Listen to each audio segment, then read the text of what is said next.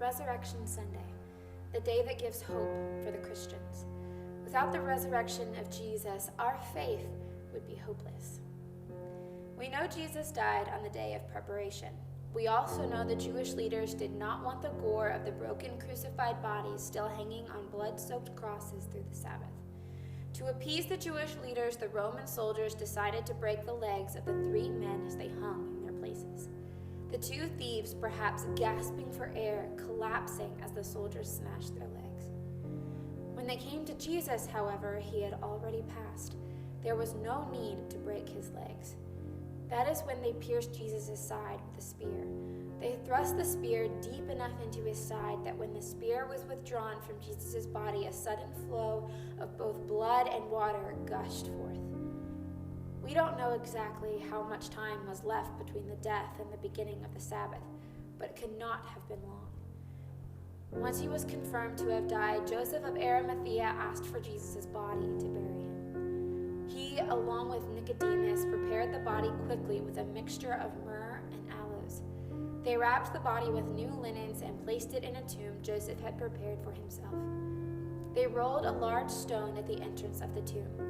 At the request of the Jewish leaders, to ensure the stone would not be moved, Pilate's seal was put on the stone, and a guard was posted outside.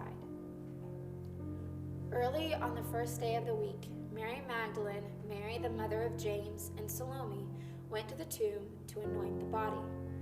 John, in his gospel, says that the sun had not yet risen.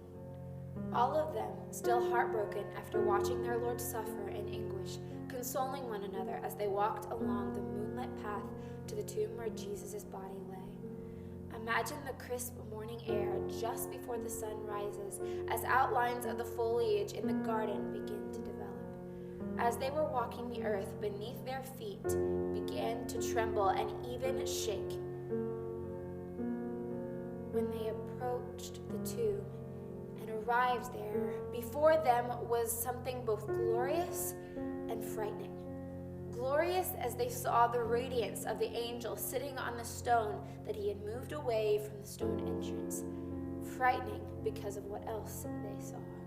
The guards that had been placed at the tomb to keep it secure lay like dead men on the ground, and the angel whose brilliance was white as lightning, sitting on the stone after he had rolled it away. The angel said to them, "Do not be afraid. I know you are looking for Jesus of Nazareth, who was crucified. He is not here. He is risen, just as he said." The women looked in the tomb, then hurried away, filled with conflicting emotions of fear and joy, to share with the disciples what the angel had said. Peter and John ran to the tomb after hearing the news. Peter ran straight in, but John, though arriving first, went in after pausing for a moment. Perhaps to catch his breath, perhaps to gather his thoughts. They saw the linens from Jesus' body and the cloth that wrapped around his head, and they believed. After the 2 disciples left, Mary Magdalene remained. She stood outside the tomb, weeping. Overwhelmed with emotion, she looked into the tomb, seeing 2 angels on either side where Jesus had laid. Next, Mary encountered what she believed to be the gardener. Hear the sadness in her voice as she begged the stranger, "If you have moved his body, please tell me where so that I may go get him."